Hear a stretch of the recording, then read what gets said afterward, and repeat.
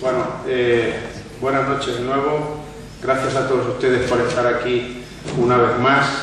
Agradecemos como siempre a los patrocinadores que hacen posible que se celebre este tipo de actos, dando por el Castillo, la cadena SER, Unicaja y la Diputación. Llegamos al final del quinto curso con un personaje, una personalidad, diría yo mejor, de verdadero lujo, ¿no? Si comenzamos con Iñaki Gabilondo, que por cierto es gran amigo del invitado de hoy, seguimos con Magdalena Álvarez, el debate de los eurodiputados y la presencia del Gran Wyoming el mes pasado. Voy a hacer un breve recordatorio. Hace solamente 43 años viajé a Granada como enviado especial de una revista que se llamaba Mundo Joven, una revista juvenil, hermana menor de la revista antifranquista Triunfo. Mundo Joven era básicamente una revista musical, pero siempre que podíamos, y que la censura no lo permitía, porque en aquel año 70 todavía vivía Franco, abordábamos temas que preocupaban a la gente joven de la época, y uno de los temas que preocupaban era la educación, la universidad. Granada era una ciudad universitaria con un gran ambiente, no solamente musical. En aquellos años allí había nacido Miguel Ríos, estaba aquel grupo Los Ángeles, algunos lo recordarán, Julián Granados, pero además había allí también, y ese era el principal motivo del viaje mío, un rector que era el rector más joven de la universidad en España, que era un catalán que además había sido el catedrático de bioquímica más joven de España. Y a Madrid había llegado el eco de que aquel joven rector traía un aire fresco a la asfixiante sociedad española de finales del franquismo. Aquel joven rector era un personaje ideal, pues, para ser entrevistado por una revista que también aportaba aire fresco a los jóvenes que entonces queríamos otro tipo de sociedad. Y aquel rector es precisamente nuestro invitado de hoy, don Federico Mayor Zaragoza. Ayer revisaba aquella entrevista en la que encontré algunas de las claves que casi medio siglo después siguen siendo importantes en el discurso del profesor Mayor Zaragoza.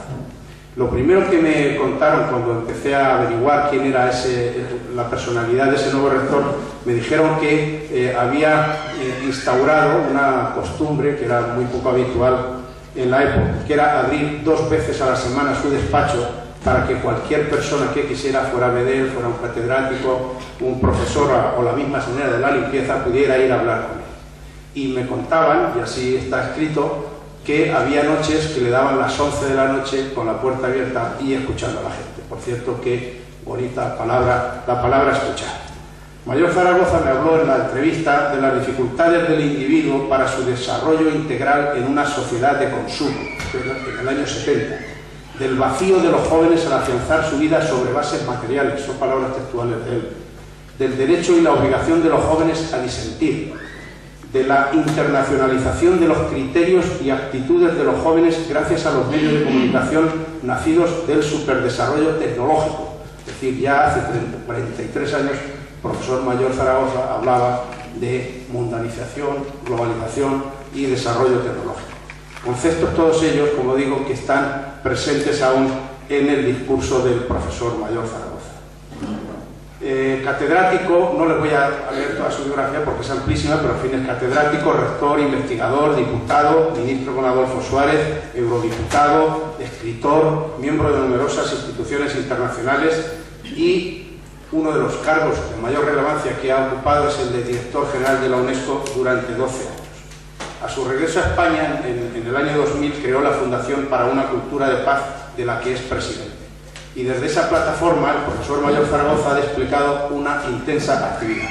En los últimos días, según he podido ver por la prensa, ha estado en París, en Málaga, en los últimos 10 días, creo, ¿no? En París, en Málaga, en Oslo, en Valladolid, ha dado una videoconferencia y hoy está aquí en Manzanares, siempre promoviendo acciones como el del apoyo a la plataforma de afectados por las hipotecas o promoviendo la plataforma Stop a la Ley Wert en defensa de una educación pública de calidad. Voy a ir terminando. Por cierto, en aquella entrevista de hace 43 años, Mayor Zaragoza me decía textualmente: para seguir con éxito un camino y ser útil a la sociedad, se refería a los estudiantes, se requiere, junto a la capacidad suficiente, una decidida vocación.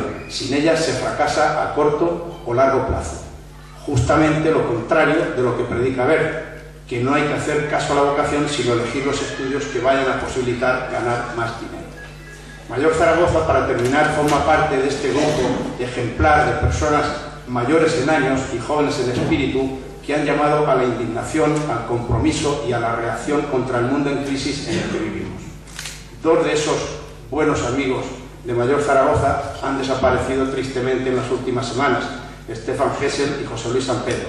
Les recomiendo que lean juntos el libro Reacciona, que justamente ahora en el mes de abril se cumplen 2 años de su edición, y donde verán textos de estas 3 grandes personalidades. En ese libro, y termino ya definitivamente, escribe Mayor Zaragoza que, comillas, es preciso tener grandes sueños y perseguirlos. Y uno de los grandes sueños de Mayor Zaragoza es la paz. Como escribe en Reacciona, la gran transición de la fuerza a la palabra, de la mano alzada y armada a la mano tendida. Esa es la mano que nos tiende esta noche aquí, Mayor Zaragoza.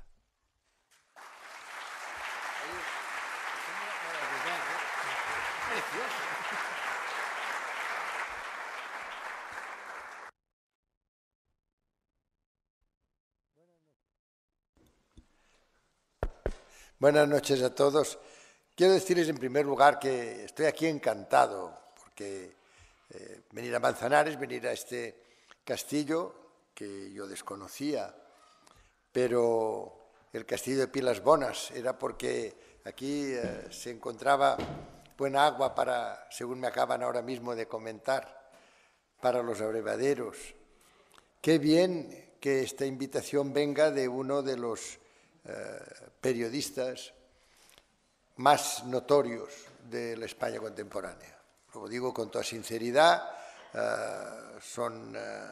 ya pueden imaginarse, pues muchos los compromisos, pero en el momento en que recibí la invitación de Román Orozco, yo pensé que sería realmente un honor poder estar aquí. La prueba es que lo estoy viendo. Antes de este 5º curso han venido aquí personalidades muy notorias, todas ellas han venido porque son amigos o amigas del creador de estos encuentros, de esta Escuela de Ciudadanos.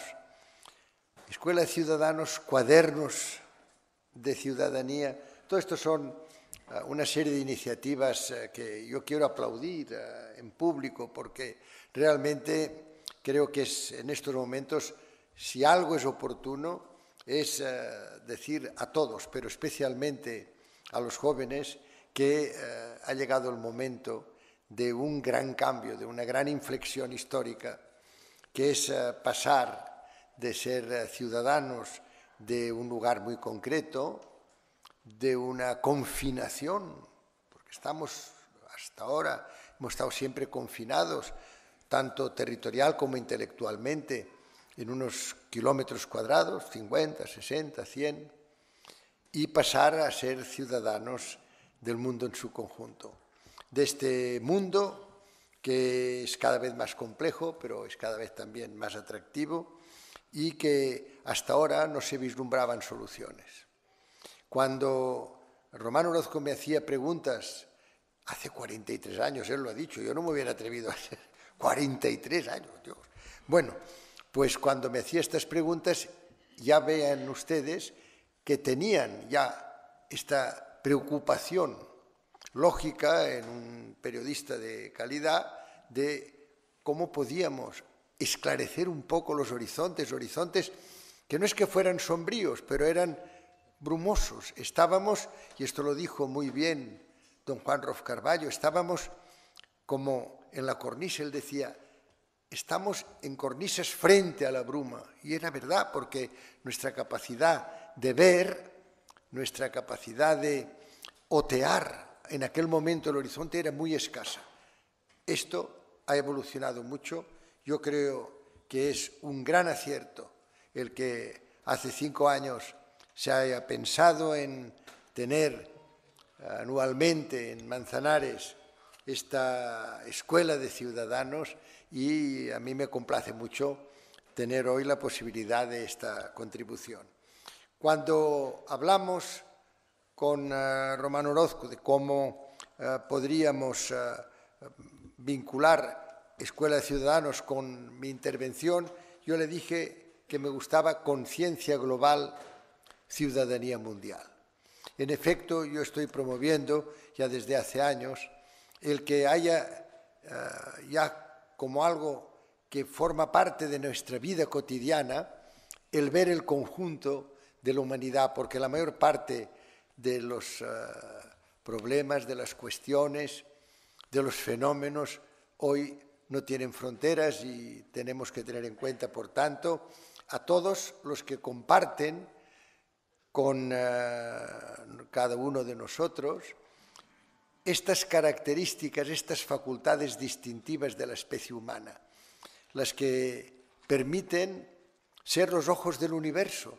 Somos los únicos que sabemos, somos los únicos que somos capaces de pensar, somos los únicos que somos capaces de imaginar, de inventar, los únicos que somos capaces de crear. Una desmesura biológica, pero es cierto, nos podemos preguntar por nuestra existencia, podemos pensar cómo somos, quién somos, y todo esto, por tanto, es lo relevante. Y esto es lo que tenemos que procurar, que todo ser humano único e irrepetible, único en cada momento de su existencia. Ustedes saben que estamos permanentemente cambiando, también desde un punto de vista biológico. Tenemos aproximadamente 1 millón de mutaciones al día. Y después cambiamos, desde luego, desde un punto de vista intelectual y cultural, porque cuando recordamos, cuando olvidamos, cuando leemos, cuando vemos, cuando sentimos, todo esto forma parte de esta transición, de este movimiento permanente que da, como digo, a cada ser humano la característica de la unicidad y de ser irrepetible. Pues bien, en esta escuela de ciudadanos, a mí me gusta hoy hablar muy rápidamente de la comparación entre lo que existía hace unos años y muy pocas décadas y lo que existe hoy en día. Hace muy pocos años, como antes decía, los seres humanos estaban confinados en muy poco espacio y nacían, vivían y morían en muy pocos kilómetros cuadrados y por tanto no podían comparar y por tanto normalmente eran seres atemorizados. ¿Por qué? Pues porque no conocían mucho más allá y de momento siempre con un poder absoluto masculino. Había unos cuantos hombres, muy pocos, que mandaban sobre el resto de los hombres y sobre todas las mujeres.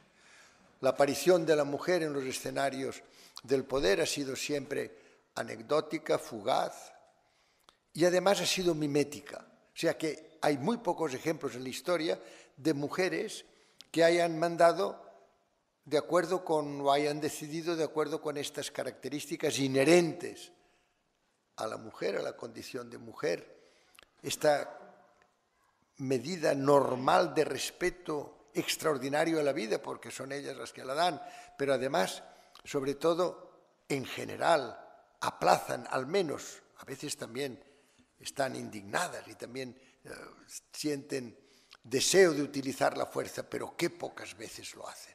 En cambio, este mundo de poder absoluto masculino ha utilizado siempre la fuerza. Si quieres la paz, prepara la guerra. Hemos estado preparando la guerra permanentemente y haciendo la guerra. Si miramos un resumen, nos damos cuenta de que la paz es sencillamente una pausa entre dos enfrentamientos bélicos y además casi siempre motivados, promovidos, espoleados por los productores de armamento que de esta manera pues se han beneficiado. Y esto no es solo la historia, esto es hoy, en la actualidad. En la actualidad, el capítulo que hoy lleva a escala mundial, en la economía mundial, una carga mayor es la producción de armamentos y los gastos militares. En el año 2007, en los Estados Unidos, 862.000 millones de dólares, seguidos 8 veces menos, por unos 100.000 millones por parte de China y después viene Rusia y después, etcétera, etcétera. Pero vamos, lo que quiero decirles es que no nos engañemos. La historia no es una historia de paz, la paz sea contigo, el shalom, el salam, el mira, todo esto han sido solo como un deseo, se ha interpretado como un saludo, pero nunca después se ha llevado a la práctica. ¿Por qué? Pues porque se ha partido de la base de que lo que tiene que hacer el que manda es asegurar a los que él domina el que tengan unas condiciones siempre de superioridad en relación a los posibles atacantes o a los que ellos piensan que deben pasar a formar parte de su ámbito. Y esto también, de nuevo, no es algo que digamos, no, es que esto era la historia entonces.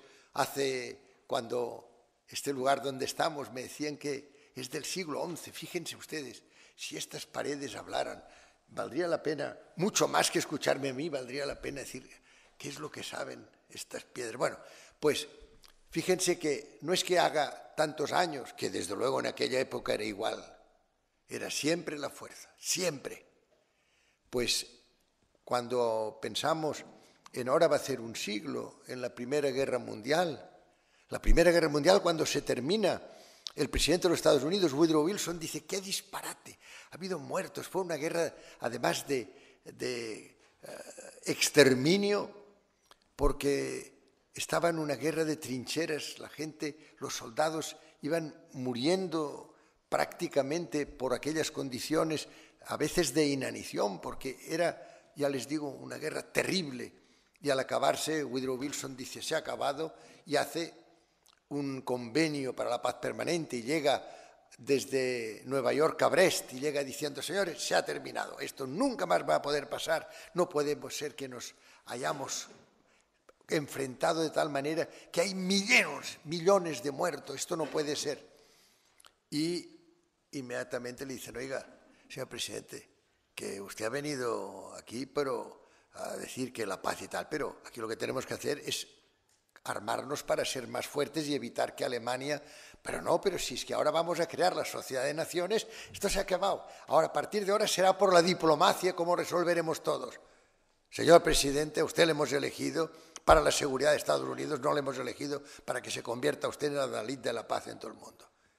Ya saben lo que sucedió, se acabó todo aquello y unos años más tarde, en el año 1933, ya había en Weimar un canciller que tenía un bigote muy característico, se llamaba Adolf Hitler, y Adolf Hitler ya escribía libros, yo no me canso de repetirlo porque tenemos que verlo, es la historia, en donde, en Mein Kampf, en Mi lucha, en donde decía, la raza aria es incompatible con la raza judía, ya estaba advirtiendo de lo que iba a pasar, ya sabemos, la guerra terrible, la Segunda Guerra Mundial, todavía más terrible porque ya hubo una incorporación de otro país que ha sido enormemente ambicioso en aquel momento y Japón se incorpora, como ustedes saben, a la guerra al final de un plan perverso, que era el plan Tanaka, que hizo que primero invadieran Manchuria, después China, después Indochina y después del Pacífico. En el mes de diciembre del año 1941, Pearl Harbor, es decir, los Estados Unidos, se cumplió aquel plan perverso, terrible, porque además se basaba en el predominio de Japón, pero siempre utilizando los brazos de los soldados de los países a los que habían sometido tan rápidamente. Ya lo ven ustedes, por tanto, tenemos una historia que en realidad ha sido siempre una historia que ha tenido como pausas tiempos de paz, pero que inmediatamente se ha pensado lo que tenemos que hacer es tener la fuerza suficiente, preparar la próxima guerra para ser nosotros los que ganemos. En el año 1944, cuando estaba terminando la guerra del 39 al 45, tenemos otra vez esta posibilidad de terminar con lo que podríamos llamar la época de la fuerza y pasar a la época de la palabra, pasar a la época de hablando se entiende la gente. Y hay un presidente de los Estados Unidos realmente extraordinario. Es el presidente Roosevelt, el presidente que había ya sobrepasado la gran crisis del año 29, el del New Deal, el que tenía esta visión y el que tenía esta capacidad de contacto con sus ciudadanos. Y Roosevelt hace un gran diseño y dice, lo primero que hay que hacer es ayudar a los vencidos. Fíjese, ayudar a los vencidos, que era una cosa absolutamente fuera de lo habitual en una contienda. Al final de una contienda no era lo habitual que ahora nos vayamos a preocupar. Ya hay el Plan Marshall, ya hay la creación de unos sistemas de regulación, ya hay la creación de un gran Banco Mundial, que después ya le quitaron el apellido, pero al principio se llamaba Banco Mundial para la reconstrucción y el desarrollo. Y el desarrollo, fíjense ustedes, después ya, claro, quitaron el apellido y quedó un instrumento a favor de los países más acaudalados. Pero, en fin, lo que yo quiero destacar es que hay momentos en que sí que ha habido la posibilidad de tener este cambio, de tener esta inflexión, de pasar los ciudadanos de súbditos a ser actores de su destino, de tener las riendas de su destino en la mano. Nada, al acabar una guerra otra se planteaba. Pues bien, cuando se termina la guerra en el año 44, ya estaba muy enfermo el presidente Roosevelt, crea el Fondo Monetario Internacional, crea el Banco Mundial y crea la FAO. Porque él dice, lo primero que tenemos que hacer, y ahora lo tendríamos que pensar de nuevo, es evitar que la gente se muera de hambre. Y crea precisamente la institución que tiene que tener la atención directa a lo que es el primer tratamiento de todo ser humano, y es que tenga a su alcance agua y comida. Y entonces, inmediatamente que termina la confrontación, en San Francisco se crean las Naciones Unidas. Yo quiero recordar, lo hago con frecuencia, pero es que creo que es muy importante porque ahora quizá tendríamos que repetir lo mismo. Las Naciones Unidas tienen una carta que es una maravilla y empieza diciendo, nosotros los pueblos. No dice nosotros los estados o nosotros los gobiernos, no, nosotros los pueblos. Es la democracia, nosotros los pueblos, la gente. Resolvemos evitar a las generaciones venideras el horror de la guerra. Es decir, vamos a construir la paz, vamos a evitar la guerra. ¿Y por qué lo hacemos eso? Lo hacemos pensando en las generaciones venideras.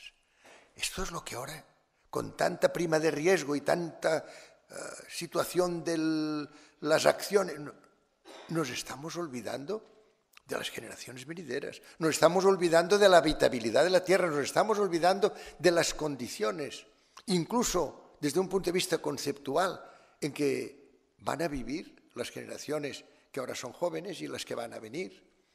Este compromiso intergeneracional es esencial. Si uno ve a este personaje extraordinario de nuestro tiempo, que es el presidente Nelson Mandela, verán ustedes que dice el gran compromiso, él llama compromiso supremo de cada generación, es la siguiente. Y esto es verdad. Nosotros lo que no podemos hacer es decir, bueno, pues nada, que se queden con un legado conceptual como el que ahora mismo existe, que la Tierra pues se está fundiendo el Ártico y que la emisión de anhídrido carbónico puede llegar a ser realmente algo que afecte las condiciones ecológicas. Hace unos años ya saben que científicamente ya se ha declarado un nuevo periodo en la evolución de la Tierra, el antropoceno. Ya se dice, ahora antropos, el hombre influye en las características ecológicas, por primera vez en la historia. Y no es solo por el número de personas que habitan la Tierra, es porque las actividades, sobre todo de una parte de esta población, pues no son amistosas con el medio ambiente. Digo todo eso para que veamos que en aquel momento el decir nosotros los pueblos hemos resuelto, pensando en las generaciones venideras, a partir de ahora no más guerras, a partir de ahora la paz. Lo que es cierto es que inmediatamente, igual que había pasado al final de la Primera Guerra Mundial, inmediatamente en lugar de pueblos fueron estados, además 5 de ellos con derecho al veto. Se sustituyó esta palabra fantástica, yo lo recuerdo, que era la de cooperación. todo se resolvería por la cooperación. Cooperación significa cooperare, trabajar juntos. Íbamos a trabajar juntos, todos de la mano, íbamos a trabajar para que este mundo tuviera el desarrollo, tuviera la alimentación, tuviera las necesidades básicas de todos los seres humanos. En la Constitución de la UNESCO, que se pone en marcha solo 3 meses después de las Naciones Unidas en San Francisco, se dice: todos los seres humanos son iguales en dignidad. Todos los seres humanos, sean hombre o mujer, sean de una creencia u otra, de una ideología u otra, de un color de piel u otro, de una sensibilidad sexual u otra, todos los seres humanos son iguales en dignidad. Punto. Si realmente esto lo incorporásemos a nuestra vida diaria, estaba todo resuelto. Todos somos iguales. Por tanto, no hay ni preeminencia de una raza sobre otra, ni de una religión sobre otra, ni de una manera de pensar sobre otra. Y se dice, y en nuestra actividad, y sobre todo en nuestra gobernación, estaremos guiados por unos principios democráticos. Fíjense que es también, yo creo, muy importante principio como origen y como fundamento, principio democrático, y son muy pocos: la justicia, la libertad y la solidaridad. Solidaridad intelectual y moral, añade la Constitución de la UNESCO. Fíjense ustedes, por tanto, que teníamos a unos seres que eran confinados, que eran seres que estaban atemorizados, porque claro, el poder llegaba y les exigía que se ofreciera la vida a los designios del poder, sin discusión. Y por eso, cuando Roosevelt, ya enfermo, muere antes de que se empiecen las actividades de las Naciones Unidas en San Francisco, le encarga a su mujer, a Eleanor Roosevelt, le dice: tenemos que tener unas guías, unos puntos éticos de referencia. Y es cuando se redactan los primeros borradores de la Declaración Universal de los Derechos Humanos. Se dice, claro, pero es que este era un punto de vista occidental. Es verdad que la mayor parte de los que lo redactan, Archibald MacLeish, René Cassin, Eleanor Roosevelt, son occidentales. Pero también es verdad que toman una medida fantástica, es la consulta abierta. Se pasan más de 2 años consultando a todas las personas de relieve en el mundo, sean de la raza que sean del continente que sean. Y digo que esto es así porque yo he encontrado precisamente en los archivos de la UNESCO la carta de retorno que envía el Mahatma Gandhi en el mes de febrero del año 47 al primer director general de la UNESCO, que era Julian Huxley, el hermano de Aldous Huxley.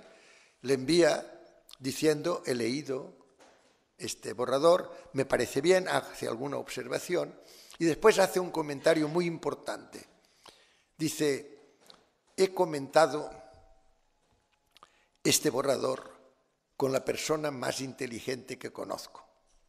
Es una mujer analfabeta, mi madre, y me ha dicho que le parece muy bien, pero que ella añadiría también algún deber. Fíjense cómo inmediatamente está esta visión de decir: sí, está muy bien, aquí se reclaman muchos derechos, pero, dice la madre de Gandhi, en algún caso al menos tendría que quedar claro de que el ejercicio de estos derechos por muchos exige que sean también muchos los que cumplan determinados deberes. Bueno, lo que es cierto es que estamos, como ustedes ven, al final de una guerra en la cual hay una gran sistema o sociedad de naciones que se unen, todas las naciones, nosotros, todos los pueblos, y que tienen un sistema especial para la alimentación, la FAO, para la salud, la OMS, para el trabajo, la OIT, para la educación, la ciencia y la cultura, la UNESCO,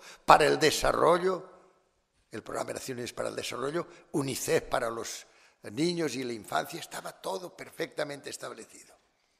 Pues entonces, en lugar, como les decía, en lugar de pueblos vienen estados, y además con veto, además, en lugar de cooperación, viene explotación. En lugar de ayudas, préstamos concedidos en condiciones, los ajustes estructurales en condiciones absolutamente draconianas. Ahora que nosotros nos imponen indebidamente, nos imponen ajustes y decimos, ¡qué vergüenza! Pues esto lo hemos estado practicando en Occidente sobre los países en desarrollo durante 40 años.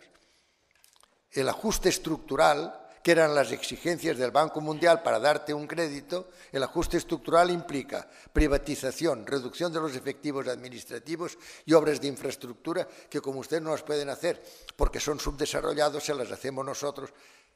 Digo todo eso porque hemos ido permitiendo una serie de desmanes en la gobernación, tanto a escala mundial como regional y nacional, que son difíciles de explicar y difíciles de comprender. ¿Cómo puede ser que hayamos, sin rechistar, aceptado incluso cuando nosotros éramos un país en desarrollo, aceptar estas condiciones absolutamente intolerables que las instituciones internacionales nos ofrecían? Pues bien, lo que es cierto es que a los atemorizados, a los que estábamos siempre pensando, incluso las religiones basadas en el amor, de momento se tornaban en temor y en la amenaza de que tendríamos castigos eternos, o sea, unas cosas que llevaban a la gente a estar en una situación de subordinación a sus capacidades de crear, de pensar, de actuar en virtud, de ser libres. Pues bien, una de las cosas que quiero destacar es que en la Declaración de los Derechos Humanos se dice, considerando que el desconocimiento y el menosprecio de los derechos humanos han originado actos de barbarie ultrajantes para la conciencia de la humanidad y que se ha proclamado como la aspiración más elevada del hombre, el advenimiento de un mundo en que los seres humanos, liberados del temor y de la miseria, disfruten de la libertad de palabra y de la libertad de creencias. Fíjense, lo quiero subrayar, liberados del miedo y de la miseria, que creo que es muy importante que reconozcamos que estos seres humanos han estado durante siglos confinados, atemorizados, silenciosos. Todo el recorrido histórico es un recorrido, una trayectoria de silencio. Yo he destacado unas palabras de Garcilaso cuando dice, yo que tanto callar ya no podía. Y es que claro, es que uno se imagina, y también Quevedo empieza diciendo, cuando no he de callar por más que con el dedo silenciavises o amenaces miedo. Es que era verdad, es que el silencio era lo que predominaba. Pero esto no hace siglos, esto hace tan solo 20 o 30 años. ¿Cómo podíamos expresarnos? Pues estábamos, ya les digo, muy sometidos, muy confinados, atemorizados, y además pues sabiendo que no podíamos expresarnos. Yo visité la Unión Soviética por primera vez el año 61 como bioquímico especializado en bioquímica perinatal, en el cerebro de los niños recién nacidos. Y nunca olvidaré, cuando salí de la Unión Soviética, el silencio, aquella sensación de que todo era... Desde luego, claro, la paz total, la libertad nula, el silencio total, el recelo, el resquemor, el pensar. Y sin embargo, cuando salí y vi que el silencio de los silenciados tenía una correlación peor que el silencio de los silenciados, que era el silencio de los silenciosos, el silencio de los que pudiendo y debiendo hablar no lo hacían. ¿Por qué? Pues porque o no tenían los medios o tenían miedo a decir lo que pensaban. Hemos sido súbditos, hemos sido espectadores de lo que acontece. Hasta hace bien pocos años teníamos que aceptar únicamente a ver qué van a hacer, a ver qué van a decir. Y ahora vemos el mundo en su conjunto, Ahora, por primera vez vemos el mundo en su conjunto. Yo cuando tenía 30 años no lo podía ver. Ahora mis nietos, pues ven el mundo en su conjunto. Y saben muy bien ya y se pueden desplazar. Yo tenía 17 años y no había salido. Lo más lejos que había llegado desde Barcelona era Andorra. Lo digo porque han cambiado mucho. Se ha liberado a la humanidad del miedo. Ya el silencio y ahora puede romperse y podemos expresarnos libremente. Yo creo que esto ha sido un paso que va a cambiar radicalmente en muy pocos años buena parte de esta trayectoria de silencio y de subordinación de la humanidad. ¿Por qué? Pues porque ya podemos decir lo que queramos. Fíjense ustedes, esta mujer que forma parte de un grupo, han trabajado en grupo, pero que ha conseguido 1.400.000 firmas para esta plataforma contra los desahucios. Fíjense cómo empieza a existir un poder ciudadano vinculado a la capacidad de expresión. Un poder ciudadano que además podrá regular aquel periodismo que no es un periodismo. Antes lo estábamos comentando con Román Orozco. El periodismo es uno de los grandes principios, las grandes raíces de la convivencia democrática. Pero hay que reconocer que hay muchos periodistas que por el motivo que sea, pues son la voz de su amo en lugar de ser su propia voz y no describen los hechos, sino que no describen tal como es lo que sucede, sino tal como ellos tienen que decir que ha sucedido. Pues bien, a partir de ahora la democracia podrá fortalecerse porque junto a los buenos periodistas tendremos también esta posibilidad de expresión de los pueblos directamente. Ya no seremos espectadores, sino que seremos actores, tendremos una conciencia global. En castellano y también en catalán, me gusta repetir que la palabra que es el plural de yo es nosotros, nosotros. Es decir, ya incluimos al otro, ya sabemos que todo lo que nosotros hacemos está vinculado al otro. Ya sabemos que ya no puede seguir existiendo, como decía en aquellas declaraciones hace 43 años, la mano alzada, sino la mano tendida. Ya sabemos que formamos parte de un destino común. Y hablando de un destino común, me gusta leerles el preámbulo de la Carta de la Tierra. Creo que es uno de los documentos que a los que les interese pueden verlo, ponen en el internet el nombre de la Fundación Cultura de Paz y allí pueden encontrar todos estos documentos. Pues bien, fíjense qué maravilla. Dice, estamos en un momento crítico de la historia de la Tierra en el cual la humanidad debe elegir su futuro. Por primera vez podemos elegir nuestro futuro. Ya no estamos exclusivamente en lo inexorable, en el sinremedismo. Oh, es que esto no tiene remedio. Yo recuerdo cuando en el Bajo Ebro, en Tortosa, cuando era pequeño, que decías, oye, quiero esto, y te decían, això, fill meu, no té remei. Esto, hijo mío, no tiene remedio. Bueno, pues ahora ya podemos decir, lo que no tiene remedio es el pensar que no somos capaces de inventar, el que no somos capaces de hacer, el que no somos capaces de salirnos de esta inercia enorme, enorme. La inercia es una de las cosas, créanme, que obstaculizan esta capacidad de ingenio, de imaginación que tiene todo ser humano. ¿Por qué? Pues porque nos acostumbran a decir, ojo, que todo lo nuevo es peligroso y que lo que tenemos que hacer es aplicar las fórmulas de ayer a las dolencias de hoy. Esto es enormemente desafortunado, porque la evolución, que es lo que hace la naturaleza, la evolución guarda lo bueno y cambia aquello que ha estado utilizado y que ha periclitado. Pues está muy bien, pero nosotros tenemos que hacer lo mismo. ¿Cómo puede ser que hayamos hecho exactamente lo contrario? En los años 80 dimos los principios, la justicia social por la que tanto habíamos luchado, la libertad. Todo aquello nos lo cambiaron. Los globalizadores neoliberales nos lo cambiaron por las leyes del mercado. Y esto fue aceptado. Y aceptamos que nos dijeran fuera las Naciones Unidas. A partir de ahora tendremos estos grupos del G7, G8, G20. Son grupos oligárquicos. Son unos cuantos países mandando sobre 196. Ha sido un disparate todo. Y lo aceptamos. Y lo aceptamos, igual que hemos aceptado que después estos mismos mercados hayan ido absorbiendo en una especie de atracción irresistible, hayan ido absorbiendo la política, han nombrado directamente a gobiernos, ahora quieren también absorber nada menos que a los intelectuales, a los educadores. No lo van a lograr.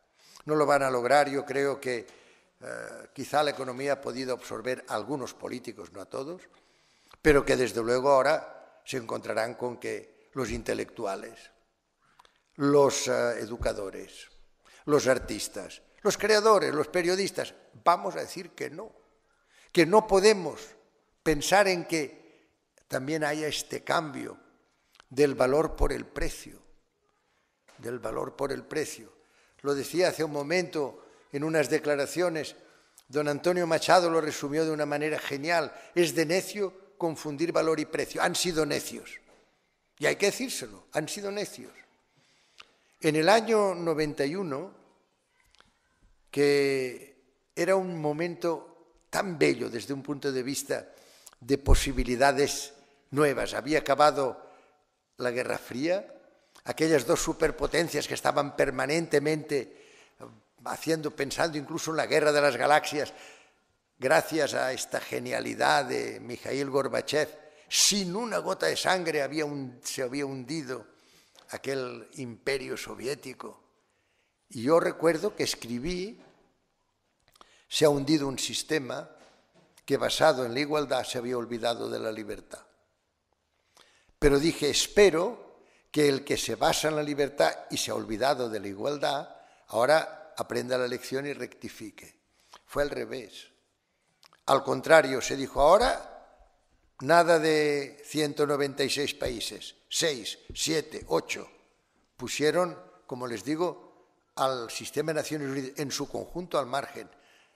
Se fueron, tanto el Reino Unido como los Estados Unidos, se fueron de la UNESCO. No firmaron el convenio de los derechos del niño.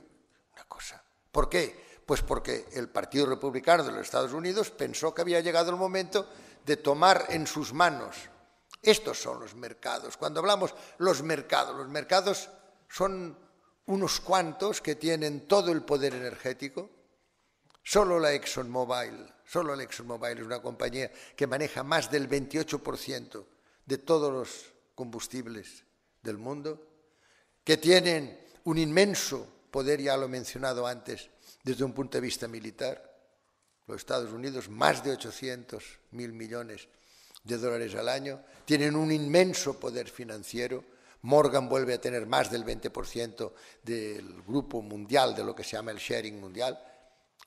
Bueno, y desde un punto de vista mediático, esto que le voy a explicar a Román, pues desde un punto de vista mediático, solo un señor tiene el 60% de toda la información en los Estados Unidos.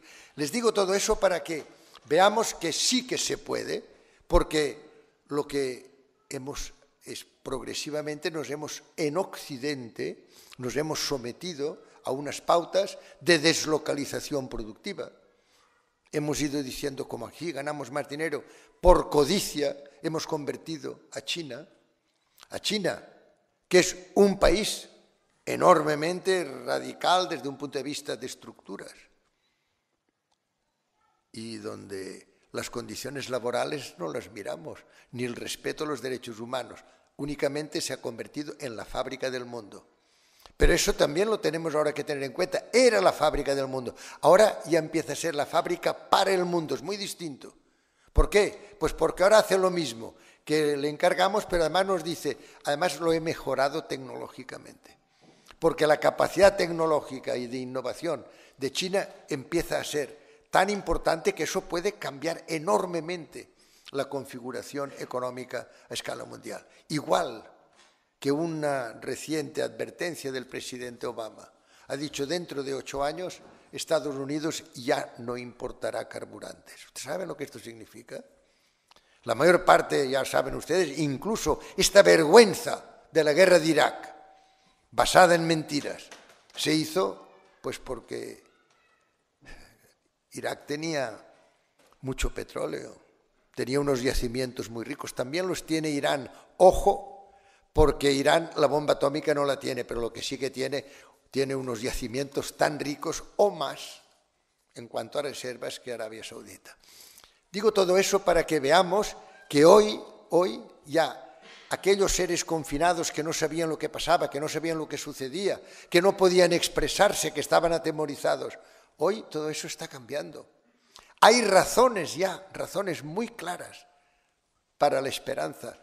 Yo no digo para el optimismo porque no soy optimista, porque dicen que un optimista es un pesimista mal informado, pero lo que sí que soy es esperanzado. ¿Por qué? Pues porque hoy conocemos el mundo, hoy sabemos, por ejemplo, qué bien, qué maravilla que podamos decir que América Latina, que este señor se conoce de maravilla hasta con libros muy voluminosos, por cierto. Pues esta América Latina que pasó aquellos años horribles. Es que cuando uno mira todo lo que hemos ido aceptando, precisamente por no tener unas Naciones Unidas fuertes, unas Naciones Unidas unidas, ha sido una desunión y una marginación.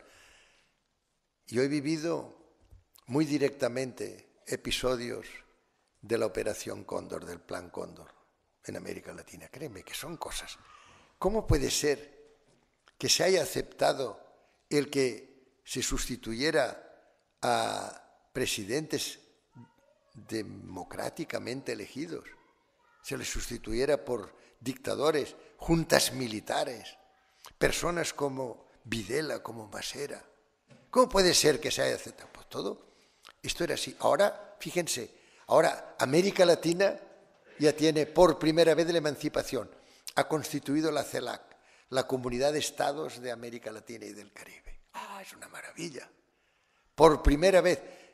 Ellos siguen diciendo que el hermano mayor, el hermano norteamericano, hay que respetarlo, pero ya en relación de amistad. Pero se ha acabado la dependencia. Y lo mismo con los padres. Nosotros somos la madre patria, la península ibérica, Portugal y España, pero también nos dicen, ahora ya somos mayorcitos, ya se ha acabado esta dependencia. Qué maravilla que América Latina hoy nos esté dando pautas, incluso políticas, para seguir hacia adelante. Y además nos está también dando otras alternativas a este modelo económico que se quiere imponer todavía en los estertores ya, pero que todavía quiere ser el que prevalece, y esto ellos ya lo han cambiado. Y por último, África.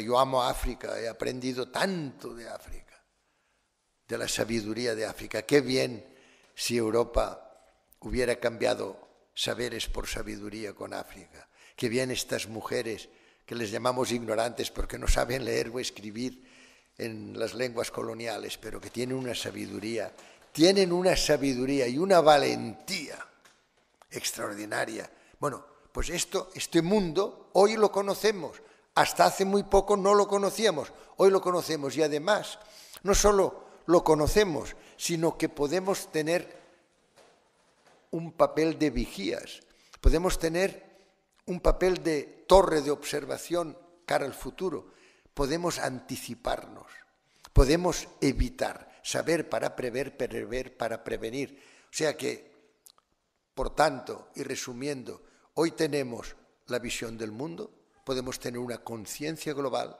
Al tener esta conciencia global y al comparar, nos damos cuenta del valor de lo que tenemos y también de los demás. Este nosotros se agudiza y se consolida, pero es que después hay otro motivo, como antes ya he expresado, de esperanza. Es que hoy ya no tenemos que pasar desapercibidos, ya no tenemos que ser invisibles. Hemos sido invisibles. El 99% de la humanidad ha sido invisible. No sabemos nada de los millones y millones de personas que han pasado sin dejar ninguna huella aparente. ¿Por qué? Pues porque han sido invisibles. Y cuando los medios de comunicación enfocan y nos dicen, miren qué noticia, miren lo que ha pasado, nos dan la visión de una noticia, es decir, de lo poco habitual, de lo insólito, de lo extraordinario. Y a nosotros lo que nos interesa es cerrar los ojos y decir, esto es extraordinario, pero a mí me interesa ver lo ordinario. Cuando me dicen que en las escuelas en estos momentos hay grandes casos de violencia, me gusta decir, ¿cuántos? ¿Cuántos? Porque hay alumnos. ¿Cuántos alumnos?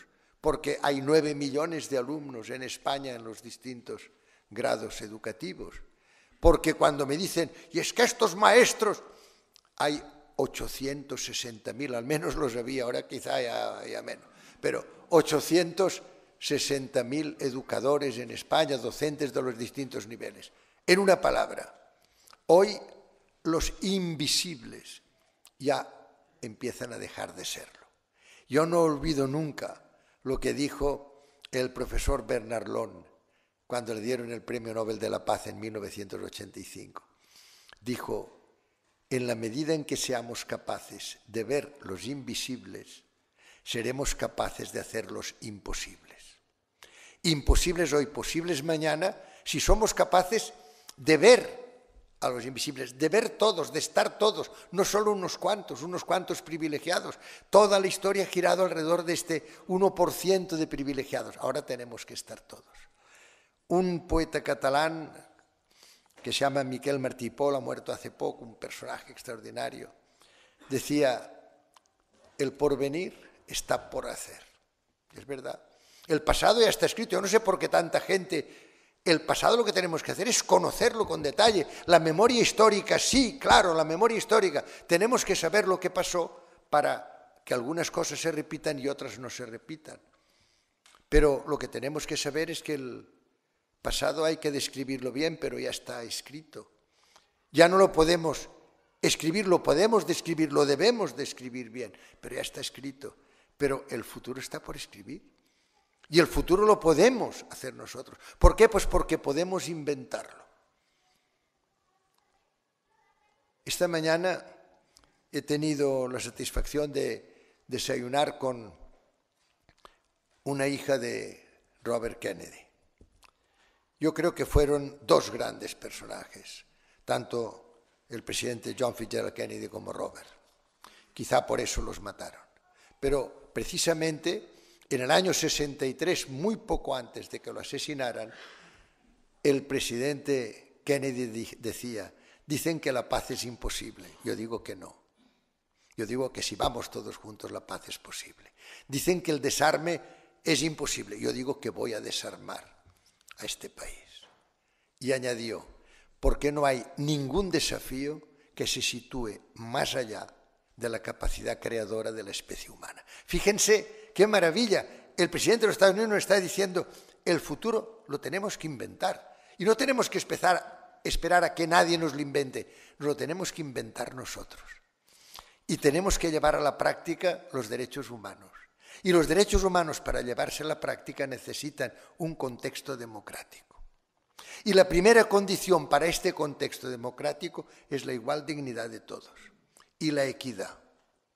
Por eso, en esta cultura de paz en la que yo resumí la misión de la UNESCO, que es sencillamente cambiar una cultura de fuerza, de imposición, de músculo, por una cultura del diálogo, de conversación, de alianza y de paz. En esta se dice, además de la educación para la paz en derechos humanos, se dice la equidad entre hombre y mujer es absolutamente imprescindible. Es más, es la piedra angular del futuro. Yo recuerdo cuando, lo cuento mucho porque para mí fue muy importante en mi vida, cuando un día del año 96, estando con el presidente Nelson Mandela en Pretoria, me decía, la cultura de paz no será realidad hasta que como mínimo un 30% de mujeres estén en la toma de decisiones. Puede ser. No puede ser que hoy todavía haya el 80% de las decisiones las tomen los hombres. No puede ser. Así no puede funcionar bien las cosas.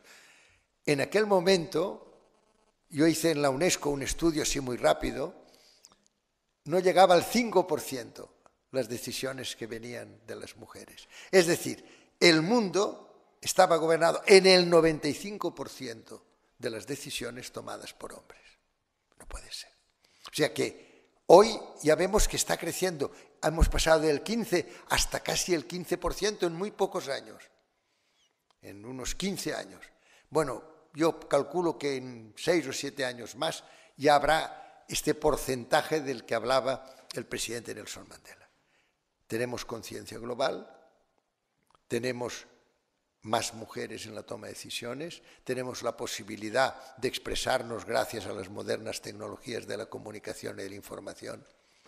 Tenemos, por tanto, la posibilidad de realizar esta elección que nos pide la Carta de la Tierra. Ahora ya podemos decir, el futuro nosotros podemos inventarlo, debemos inventarlo.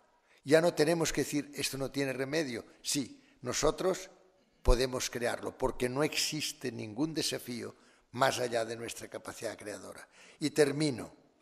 Dice, a medida que el mundo se vuelve cada vez más interdependiente y frágil, el futuro depara a la vez grandes riesgos y grandes promesas. Para seguir adelante, debemos reconocer que en medio de la magnífica diversidad de culturas y formas de vida, somos una sola familia humana y una sola comunidad terrestre con un destino común. Debemos unirnos para crear una sociedad global sostenible, fundada en el respeto hacia la naturaleza, los derechos humanos universales, la justicia económica y una cultura de paz. Y acaba diciendo, como nunca antes en la historia, el destino común nos hace un llamamiento para buscar juntos un nuevo comienzo, un nuevo comienzo. Este nuevo comienzo dependerá de tener esta conciencia global y sentirnos ciudadanos del mundo. Hoy podemos. Hasta hace muy poco no era posible, porque éramos invisibles, porque estábamos callados, porque no podíamos expresar nuestros puntos de vista, porque todo eran finalmente decisiones tomadas por hombres o por un mimetismo de las mujeres que excepcionalmente estaban en el escenario del poder. Hoy podemos, este nuevo comienzo está a nuestro alcance. Yo creo que esta ciudadanía mundial, este tener en cuenta a los demás de forma permanente, este decir cada mañana cuando nos levantamos que no vamos a seguir tolerando que mueran de hambre cada día más de 60.000 personas, cuando estamos invirtiendo 4.000 millones de dólares cada día en gastos militares y en armas, estos puntos de referencia nos pueden llevar a que en muy poco tiempo podamos mirar a nuestros hijos, a nuestros nietos y decirles, hemos hecho todo lo que hemos pedido para que vuestra generación pueda habitar la tierra con estas facultades creadoras, estas facultades de invención, estas facultades de previsión, totalmente dispuestas para este nuevo comienzo, para esta nueva era en que se haya sustituido la fuerza por la palabra. Muchas gracias.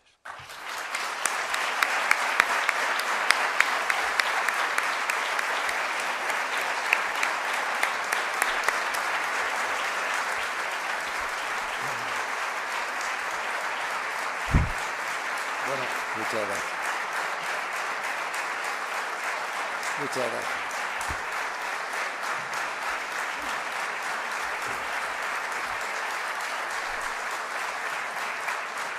Bueno, parece que les ha gustado, ¿no? Bueno, tenemos poco tiempo porque el profesor tiene que coger un AVE, pero disponemos de unos 15 minutos así. Por favor, que hagan preguntas breves para que pueda preguntar mucha gente y el que quiera que se identifique para luego poder ponerlo en el blog. A ver, aquí.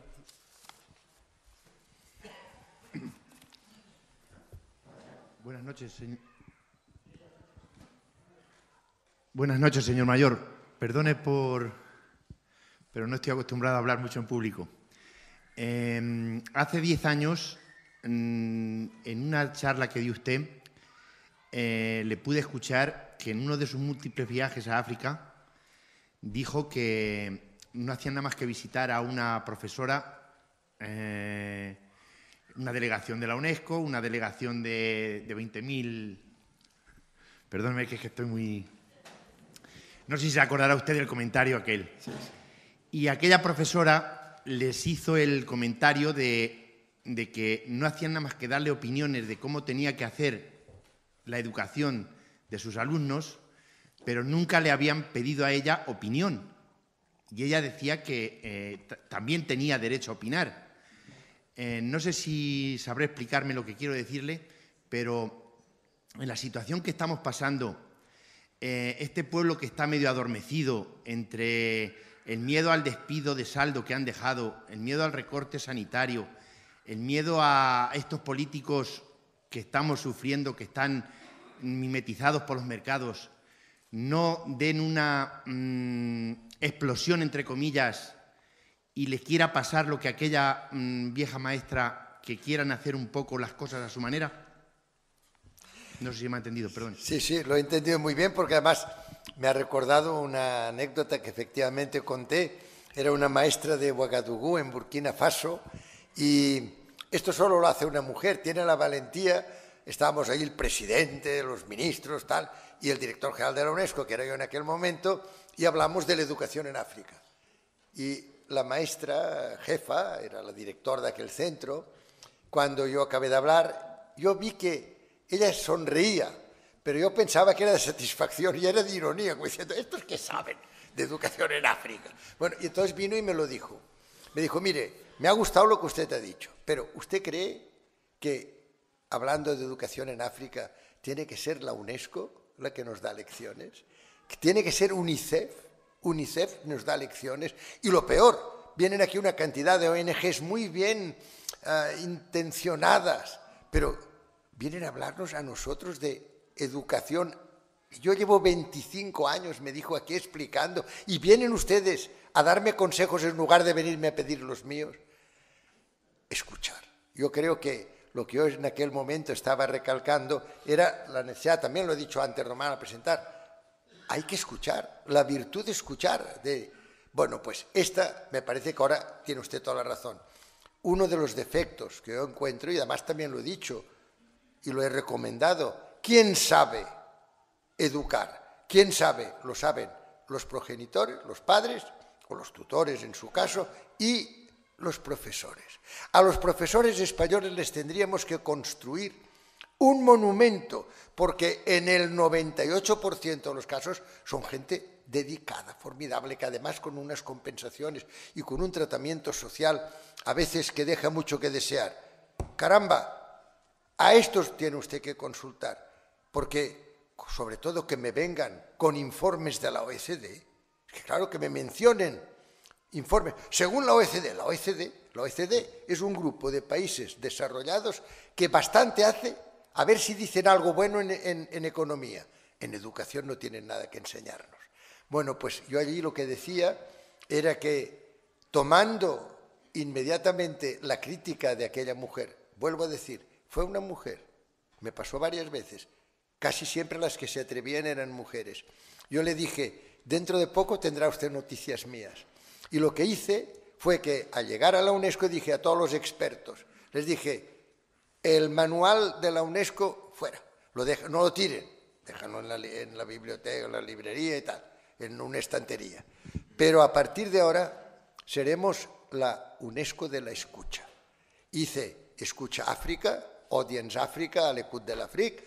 Hice lo mismo con América Latina, lo mismo con Asia. Nuestra misión es escuchar a los que saben, escuchar a los que se encargan de la educación, escuchar a los que... Es lo mismo que pasa en nuestros parlamentos. ¿Qué hace la comunidad científica? Callada o no solicitado su consejo y su capacidad de anticipación. Cuando se habla en un parlamento, y no solo hablo del Parlamento Nacional Español, hablo también del Europarlamento, hablo de los parlamentos en general, de momento tratan de la energía nuclear. ¿Qué sabe un parlamentario de energía nuclear? De momento hablan de las células madre. ¿Me pueden ustedes decir qué sabe un parlamentario? Es que no tienen que saberlo, es que para eso está la comunidad. Por eso yo antes decía que tenemos que procurar que nos demos cuenta de que estos cambios se tienen que hacer juntos. El porvenir está por hacer, pero ¿quién sino todos? Tenemos que ser los pueblos los que hacemos estos cambios conjuntamente. Y esto yo creo que era más o menos la lección que os acaba de ahora y que usted ahora me recuerda, y efectivamente, también lo comentábamos antes con Román Orozco, hay una serie de aspectos que son suprapolíticos, suprapartido político, no suprapolítico, suprapartido político. No dependen de la ideología. Yo soy un científico, yo no puedo aceptar que me digan que la ciencia, el conocimiento, es de izquierdas o de derechas. Puede ser la aplicación del conocimiento, esto sí, el conocimiento, rigor científico. Rigor científico. La educación es un tema en el cual hay que tener en cuenta todos los puntos de vista y no solo los que tengan en un momento determinado una mayoría parlamentaria absoluta. Y lo mismo hay que decir justicia, sanidad, educación, ciencia. Es decir, estos son temas suprapartido político y tenemos que procurar, desde luego, que no nos los impongan, porque si nos los imponen por ley de rodillo, yo creo que en estos casos la objeción de conciencia está justificada. A ver, preguntas.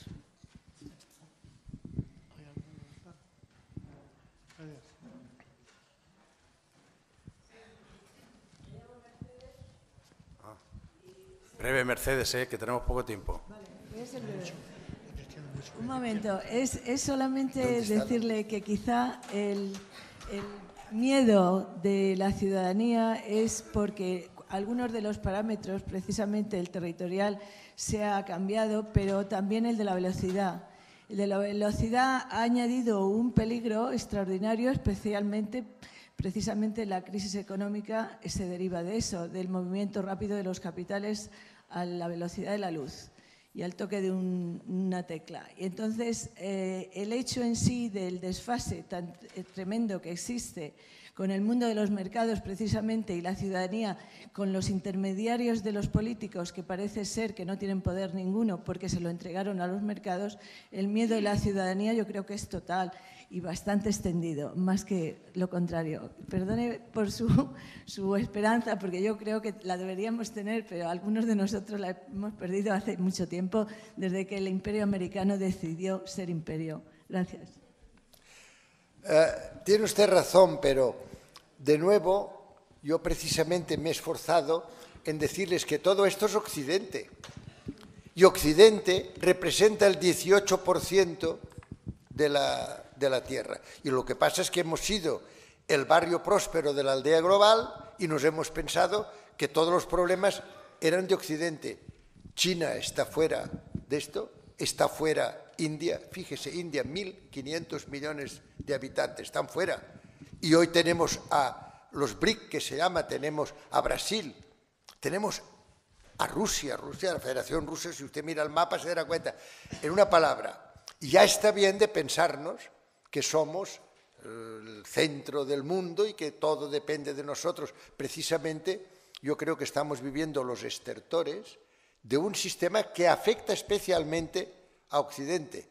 Empezó en Norteamérica, Obama ha sido capaz de hacer frente a este partido republicano tan poderoso, pero ahora lo que es cierto es que los afectados más directamente somos los europeos. Pero Europa, desde un punto de vista cualitativo, es muy importante, pero no lo es desde un punto de vista cuantitativo. Y Europa se tiene que dar cuenta de que lo que nos están diciendo y reiterando los grandes economistas es verdad, de que estamos únicamente aplicando pautas que interesan a muy pocos poderes, pero que desde un punto de vista económico, ya le he dicho antes, solo una gran firma como Morgan comparte una de las 1 sobre 5, lo comparte solo una banca norteamericana, un banco norteamericano.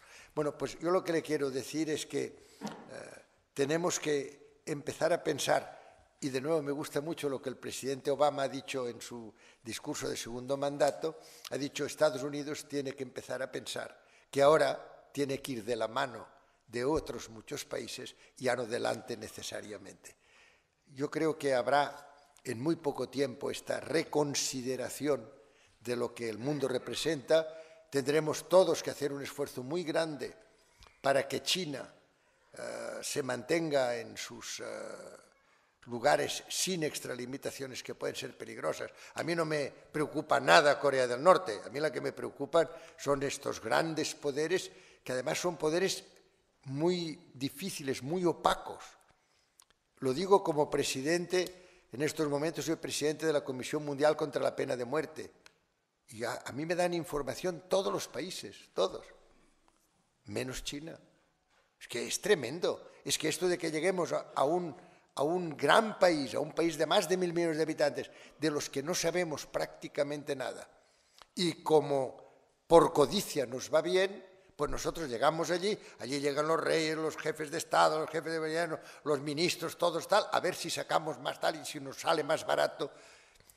Efectivamente, la codicia y los mercados pueden dar al traste con quizá más rápidamente de lo que uno quisiera, con una civilización que tiene muchos aspectos positivos, pero que últimamente, precisamente porque hemos dejado a un lado estos principios éticos, estos principios democráticos. Yo antes se lo comentaba a Román, estamos precisamente un grupo de personas redactando una declaración universal de la democracia. Para que haya democracia en las Naciones Unidas, democracia en Europa, democracia en España, la Constitución española debe cambiarse, debe tener una serie de complementos. Hubo muchas sinfonías inacabadas por las condiciones en que se hizo la transición. Todo eso lo tenemos que saber. Y si no lo sabemos, efectivamente, los mercados podrían entonces tener un peso que yo no deseo. Yo me gusta ser esperanzado y pensar que seremos capaces de aprovechar estas buenas circunstancias a las que yo antes aludía para reencauzar estos momentos, esta gran transición que se va a producir en quizá 5 o 10 años. A ver, una pregunta, por favor, más. ¿No hay nadie? Bueno, pues entonces, muchas gracias a todos ustedes y muchas gracias al profesor Mayor Zaragoza por esta lección magistral que ha dado para clausurar este curso. Nos vemos el siguiente.